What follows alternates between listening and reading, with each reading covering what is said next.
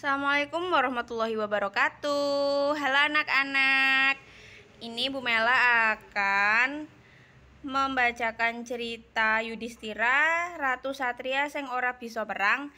Akan Bu Mela artikan ya, supaya anak-anak nanti bisa mengerjakan sendiri seperti di sekolah. Tidak perlu dibantu oleh ayah ibu, karena anak-anak sudah tahu artinya, tinggal nanti cari saja.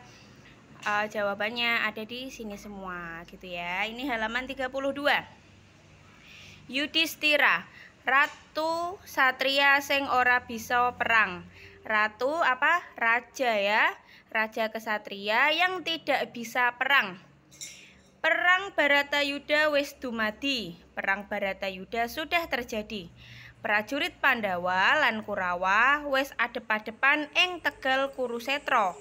Prajurit Pandawa dan Kurawa sudah berhadapan di tegal Kurusetra. Panggonan sing dianggo ajang perang, tempat yang digunakan untuk perang. Kurawa wis netepake Prabu Salya pinangka senopati agung kang mimpin. Kurawa sudah menetapkan Prabu Salya sebagai senopati agung yang memimpin perang. Pandhawa bingung lan goreh atine, merga Prabu Salya iku isih kapernah uwak utawa pakdene dhewe. Pandhawa itu bingung dan hatinya terluka karena Prabu Salya masih uwak pakde ya. Pakde tahu kan ya? Masnya bapak gitu ya, atau ibu. Nanging awit saka arahane Prabu Kresna, tapi karena dari arahannya Prabu Kresna akhirnya diputusake Prabu Yudhistira maju ngimbangi Prabu Salya pinangka senopati. Karena dari arahannya Prabu Kresna itu akhirnya diputuskan Prabu Yudhistira maju mengimbangi Prabu Salya menjadi senopati. Kakak Prabu Bathara Kresna, kula mboten nolak kadadosaken senopati. Nanging kula mboten saged perang lan ugi kula mboten kepengin perang. Kakak Prabu Bathara Kresna, saya tidak menolak dijadikan senopati, tetapi saya tidak bisa perang dan juga saya tidak ingin perang. Ature Prabu Yudhistira marang Prabu Kresna. Kata Prabu Yudhistira kepada Prabu Kresna, Yayi Prabu, namung Yayi Prabu ingkang saged nandingi perangipun ingkang uwak Prabu Salya, Yayi. Hanya kamu Prabu ini, Prabu Yudhistira ya maksudnya ya, yang bisa menandingi perang yang dipimpin Prabu Salya. Nanging kula mboten saged perang Kakak Prabu, tapi saya tidak bisa perang Kakak Prabu. Yayi Prabu mboten perlu perang.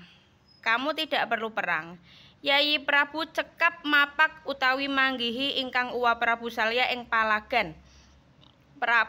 Yayi Prabu cukup menjemput atau menemui pakde uwak ya Prabu Salya ing palagan.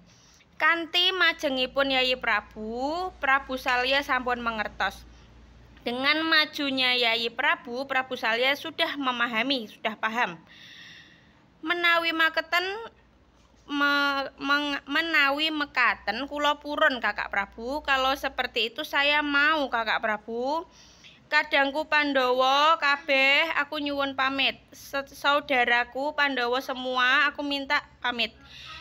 Ing paperangan Prabu Salya kaget. Saka kadohan dheweke weruh ana cahya sumorot padang. Di peperangan Prabu Salya kaget. Dari kejauhan dia melihat ada cahaya yang bersinar terang. Nalika dicedhaki, jebul cahaya iku asale saka awake Prabu Yudhistira.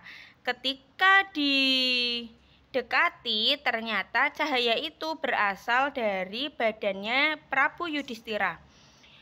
Sakala Prabu Salya eling. Seketika Prabu Salya ingat menawa iki wancine dheweke bakal bali menyang swarga.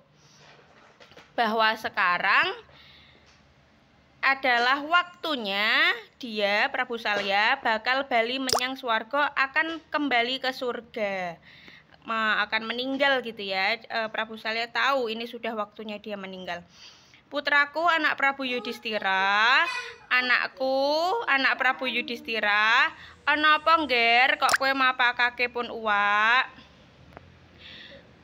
Ada apa? Ngger-ngger itu le nang gitu ya.